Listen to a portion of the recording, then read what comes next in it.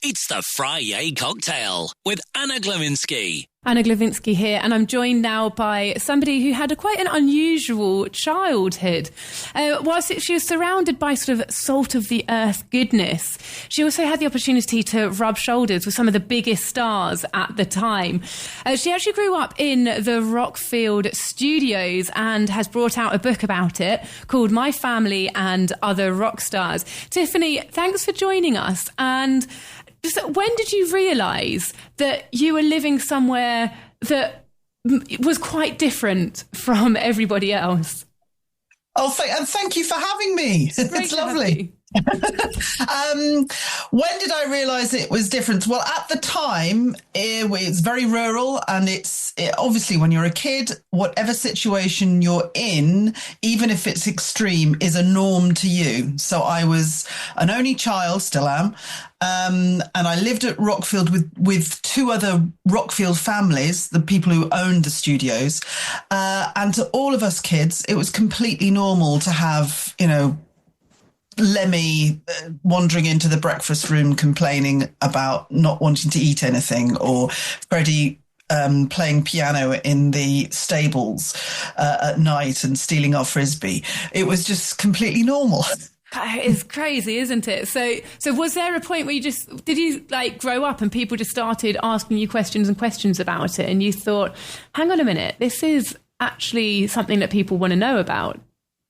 Yeah, it was really, because this is my first memoir and I'm a novelist. So my second novel's called Diamond Star Halo, and that is set on an unimagined rock farm. It's called, on an imagined rock field called Rock Farm. So I didn't jump too much, with the names, but it's a complete fiction. And I realised that it was one of the building blocks that made me part of my foundation. So creatively, I wanted to write about it in fiction. And then 10 years after that, I thought, hold on, I really also want to get my mother's story down and my stepfather's story down. My stepfather sadly died years and years ago, but my mother's still alive, and I wanted to get all of her recipes, what she cooked for Queen when they recorded Bohemian Rhapsody, what she cooked for bands like Rush and David Bowie. I wanted to get her voice on the page, so her recipes and her voice, little interviews with her, come between each chapter. Nice. It sounds very heartwarming. And you said that this upbringing really is part of who you are, what made you. What sort of characteristics or parts of you do you feel that have been defined by this particular type of childhood and your lived experience? I think definitely obsession with music. Also, an obsession with, still at my age, I'm 56 now, having to see bands live, all of that. I think the common things, though, that any 70s, 80s kid will share is that love of just being left to your own devices within an adult world. You're not mollycoddled, you're not watched for good or bad. And so you get to see this adult world and you're allowed into it as long as you're seen and not heard, that old. So just to have that background. So I think that turned me into a writer. Really, I'm not a musician. I'm a consumer of music, but it turned me into a writer because I realized that I was at the center of this world, but I was observing it. I was just silently watching it like kids do. So that's definitely what it created in me. And my stepfather, Fritz, who looms obviously very large in the book, he was a musician and then a producer at Rockfield. So his creativity, an obsession with getting, some sort of track right in the studio. And he wasn't particularly successful, but it was always this, it nearly worked for him. That obsession, but also that what I suppose commercially you would say success and failure, that's certainly part of my life now, but that's part of creativity, that's what it is. Absolutely. And could you just paint us a bit of a picture, visually, because we're talking on radio, just a visual of the studios and that environment around you? Well, when Mum and I moved to Rockfield, there's a passage about me. I'm only 7 years old and I'm lying in one of the chalets, which is where the bands live. So we would sleep in these converted stables with, say, Freddie Mercury next door and Brian May next door. And then, the next bands would come in and it might be Judas Priest or, Motorhead. So they're all around us. And my mum's kitchen is right in the corner, just out of the door. And then along from that is the actual studio and the live room. So in the middle of the night, I would stick my head out of the Velux roof because all these sounds would be blasting out. And say, as I said before, Freddie would be practicing piano for Bohemian Rhapsody and from a night at the opera in the stable next door. I really remember that. And I remember sticking my head out of the Velux and watching bands in the daytime like Hawkwind playing Frisbee, which you kind of wouldn't expect a band like Hawkwind to play for Frisbee. But that wonderful blast of the double doors of the studio opening and just this playback almost, making your eardrums vibrate as you're lying in bed, or if you're getting ready for school. So you're walking to school with that, that high pitched thing you get in your ears at gigs. Yeah. You're getting that just going to school in the morning. But of course, at a recording studio, it's all the stop, start, stop, start. So it's very rarely that you got the whole thing, unless you were invited into the studio by the bands to actually listen. And then, of course, helping my mum out in the kitchen and going in, serving food to various bands and having to sometimes be the buffer between her and the bands. I felt very protective of her, even at a young age, I think, as kids are when you're, a one-parent family as we were then.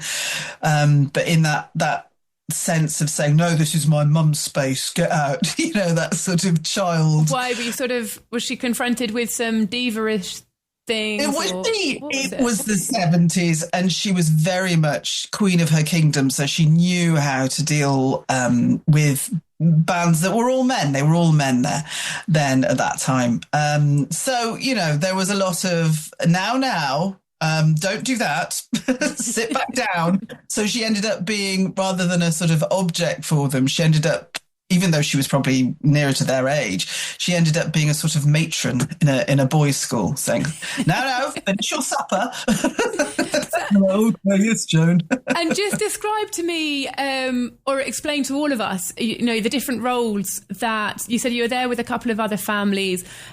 Your mum was the chef or the food provider to anyone coming in and using the studios. What other roles were going on? What would bands receive, I suppose, in terms of personnel if they turned up? So I can get, just because that would sort of help us really understand what you're all doing there, I suppose. Yeah. Well, the most important thing about Rockfield, and it's still going, it's still thriving, is it's a farm. So bands would arrive, and it was the first residential recording studio in the world in the 60s. And in the 70s, bands would arrive. They would be cut off from, nightlife, anything outside. So all they could do was write and work and, do whatever bands did in the 70s and disappear for days and then come back again. So what they were provided with is really domesticity, in the sense that it was a working farm with two farmer families who were musicians, but also that they would milk the cows in the morning. So the bands would be asked to help with that. In the threshing time in the summer, the bands would be asked to help with the haymaking. So suddenly these mainly London boys or boys, say, from Canada or New York, San Francisco, would be in the fields on the back of Charles's tractor, lifting bales, going, "What am I doing? Hey man, this is crazy." So it was very much, rather than, yes, they were provided. Mum was Joan. She was a cordon bleu cook, so it was very high standard and everything like that. But it was, the other side of that is it was very much they had to muck in to the way that Rockfield worked, but also Rockfield, and it still does, just leaves bands to their own devices. They just get on with whatever they want to do. And, you know, so there was a lot of, you know, I remember when I became a teenager and we had bands like Adam and the Ants and Bauhaus and The Damned and Teardrop Explodes and Echo and the Bunnymen and all those bands that would be on our walls if we were just girls in other houses, changing their beds and hoovering their bedrooms just turned into this sort of free-sonny excitement. Oh my God, I'm hoovering Pete Murphy's bedroom. All that ridiculous stuff. So that was amazing to have that as a sort of 11 to 12-year-old, that sort of the heartthrob in the kitchen making a cup of tea. It must have given you sort of a certain amount of kudos when you went to school and you said, "Guess it's staying at my house." Of course, the local town is a place in Wales called Monmouth, and it's not far. So it's almost like Monmouth owns the stories as well, because the bands walk into Monmouth on a Friday, Saturday night. And so it's like this common shared experience in that area. And right now I'm not far from there now, and it's still going on. And in terms of sort of gossip, you know, people that you saw and you met, some of the big names, passing comments that have stayed with you, or funny things that you happened. Obviously, you mentioned your frisbee game. Were you playing that frisbee or just watching? Yes, no, we were playing. You actually joined in. So that's, you know, little stories that are going to tickle people. Have you got any that you can share with us? Well, yes, no, one that's tied to my mother directly. She was paid extra by the record company to try and get some food into Lemmy because he wouldn't eat while he was recording, and my stepfather Fritz was producing, and so she really wanted to keep them alive, basically, because it was just Jack Daniels and nothing else. So she sat him down at the table and said, you know, suggested all these ridiculous dishes he wouldn't eat, or for him ridiculous, like lasagna, or, you know, bouillabaisse, things like, or paella, you know, things like that. She loved making paella. And in the end, he said, "Oh, don't be stupid, Joan." And he made her drink a little half pint of Jack Daniels. He said, "If you've finished that, I will finish whatever you put on my plate." And of course she couldn't. Who can drink a half pint of Jack Daniels? So she just, after the second sip, she went, no. And in the end, it was bacon sandwiches. But he liked his bacon sandwiches, the bacon well done, the crust cut off, and lots of salty butter. So there you go. And so was there a sense of, you know, I get a real sense of family when you talk about the book, at least for you, and that the bands would sort of get enveloped into that. Would there then be lasting relationships afterwards, or was it purely transactional? They'd come in, do their thing, and then leave? I think it was, rather than being transactional, I think it was more like, say, being an actor or something like that, when you're really intensely into, you know, you're doing a tour or you know, you're at a theatre for a certain amount of time, and then you might never see that person again. But at that time, you were so important in their lives. So I think there was a lot of that going on, because they were all very young as well in the 70s.